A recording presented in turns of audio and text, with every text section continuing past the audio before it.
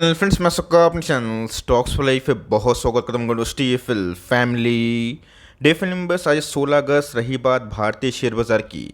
हमें flat note पे closing देखने को मिली और इसी बीच में दोस्तों आप सबको अच्छे से पता है कि बीच में बहुत सारे यूएस मार्केट को लेकर डाउनग्रेड की न्यूज़ देखने को मिली, बट उसके बावजूद भी हमारा बाजार उतना नहीं गिरा। इसका मतलब ये है कि हमारा बाजार अपने ग्रोथ के लेके काफ़ी बुलिश दिखाई पड़ रहा है। तो इसी बीच में गैस एक ऐसी कंपनी है जिसको मैंने आज से नहीं बहुत सालों से कवर किया और फाइनली गैस उस कंपनी ने फिर से 1 साल हाई को टच कर दिया है। तो मेरा ऐसा मानना है गैस कि गोइंग फॉरवर्ड इस कंपनी में तेज़ी और भी कंटिन्यू हो सकती है। और ऑफकोर्स पूरे एसटीएफएल कम्युनिटी की बात की जाए, जब हमने पहले एंट्री करी थी, जब कंपनी मिड कैप क्वालिटी की थी, मैंने बहुत बार बताया था अब तो गैस कंपनी ब्लू चिप में कन्वर्ट हो चुकी है। और मेरा ऐसा मानना है कि देर या फिर सवेरे इस कंपनी में आप एसआईपी अभी भी कंटिन्यू कर सकते हो। मेरा ऐसा मानना है कि 10 सालों के बाद ये कंपनी और भी बड़ी ज़रूर बन सकती है। चैनल फर्स्ट टाइम होंगे सब्सक्राइब कर सकते हैं इस तरह क्वालिटी कंटेंट को सबसे पहले एक्सेस करने के लिए। Now without delaying any for time let's begin.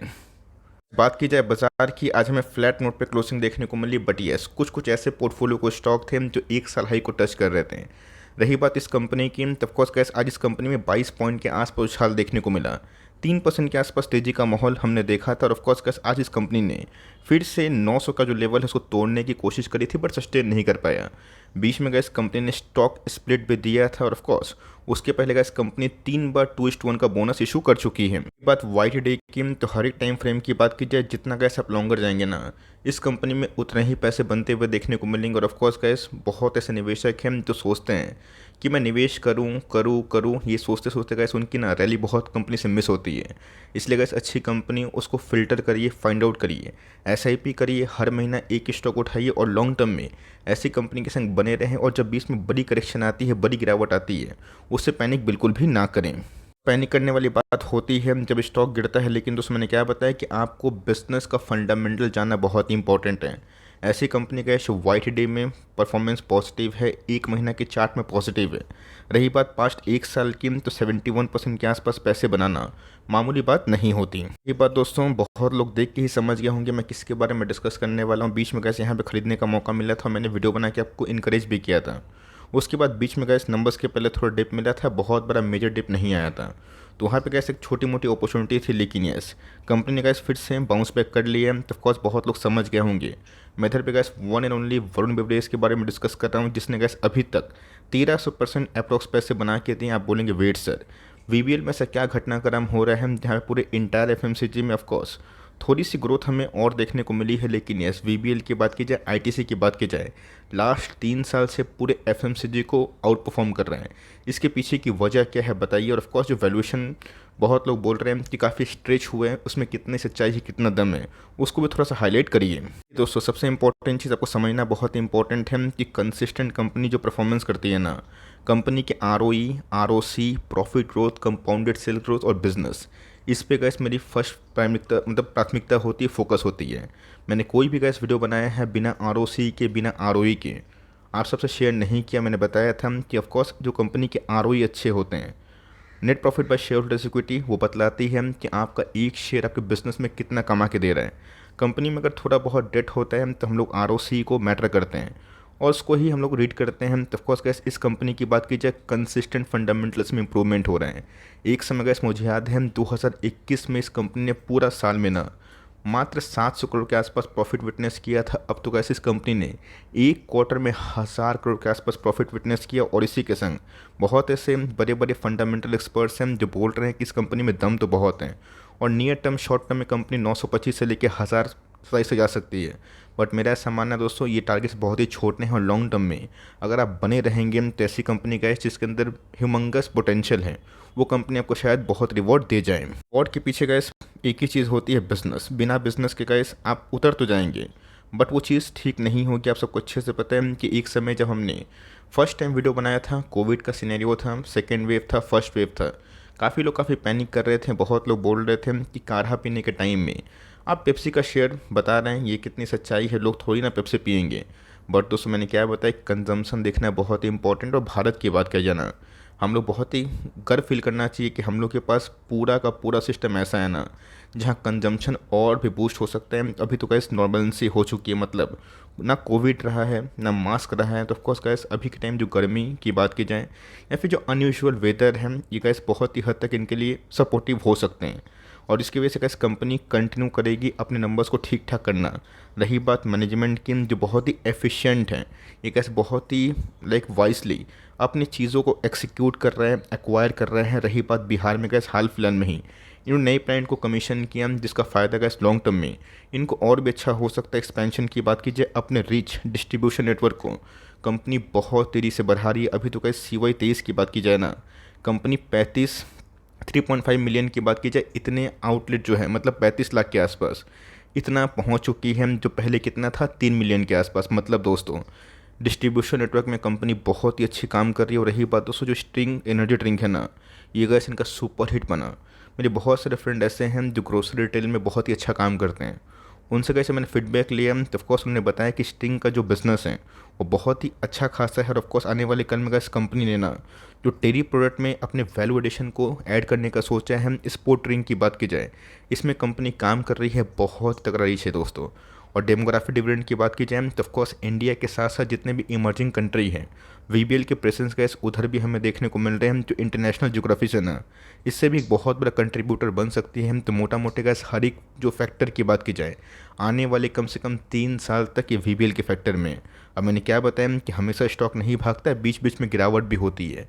उन सब गिरावट में गैस आप SIP को बढ़ा सकते हैं, बट ऐसी कंपनी जो मैसिव ट्रांसफॉर्मेशन फेज में है, वैसे कंपनी को दोस्तों जल्दीबाजी में एग्जिट करना सही बात नहीं होगी। तो बोलेंगे वेट सर, ये जो करोड़पति का टाइटल लगाते हैं कितना दम है, क्या सही में आप करोड़पति बने, क्या सही में आप करोड़पति है? इसका आंसर गैस मैं क्या दूं? अगर आप मेरी वीडियोस को सीरियसली फॉलो करते हैं और मेरी बातों को समझते हैं तो आपको अच्छे से पता है कि VBL का मार्केट कैप गैस एक समय ना 16,000 करोड़ के आसपास था, जब हमने फाइंड आउट किया था। आप गैस मेरी पुरानी वीडियोस को 3 साल पुरानी वीडियोस को वेरीफाई कर सकते हैं। और ऑफकोर्स जब 16,000 करोड़ के आसपास मार्केट कैप वाली कंपनी 1,20,000 करोड़ के आसपास पहुंच सकती है, तो मनी कितने मल्टीप्लाई हुए हैं, आपके पास कैलकुलेटर आप कर सकते हैं। तो और पैसे गैस 5 गुना 6 गुना 7 गुना बढ़ते हैं। और जिनके पास पोजिशनल साइजिंग की अच्छी खासी नॉलेज है, 2-4 लाख भी गैस जिन्होंने लगाया होगा ना, उनके पैसे मैसिव बने होंगे।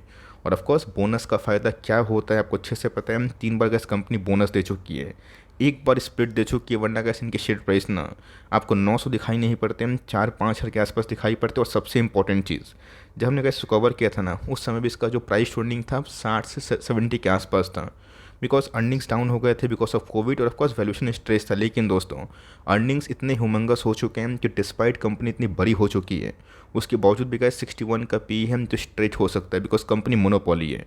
और मुझे याद है गैस बीच में कंपनी के ROE बहुत ही ख़राब दिखाई पड़ रहे थे।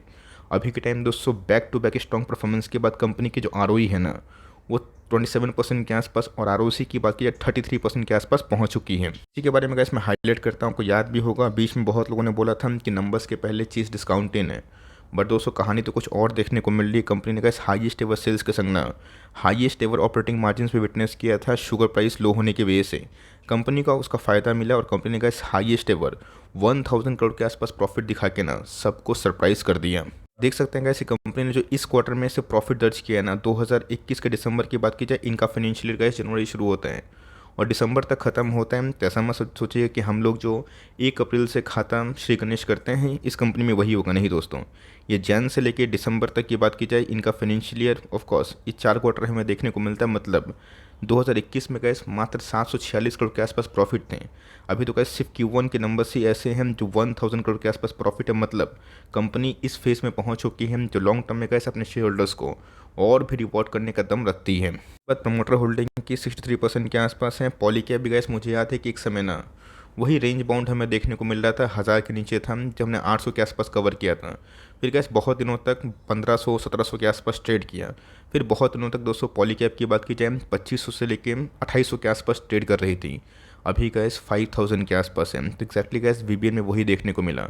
अगर प्राइस की बात की जाए, अगर वो नहीं टूटता, बोनस स्प्लिट नहीं होता, कंपनी और भी बड़ी दिखाई पड़ती। तो ऑफकोर्स गैस एफ की होल्डिंग भी लास्ट क्वार्टर में थोड़ी बहुत बढ़ी है। डीएस की होल्डिंग ना के बराबर है। पब्लिक होल्डिंग की बात की जाए, ये भी 6.5% के आसपास है। आज के दोस्तों जो टेक्निकल ब्रेकआउट है, उससे हम लोग को एक चीज़ समझ में आ रहा है कि कंपनी में अभी भी दोस्तों जो अपसाइड है वो रिमेन है। और मेरा ऐसा मानना है कि डाउन साइड गैस कभी भी इस कंपनी में 8% 10% के आसपास होता है।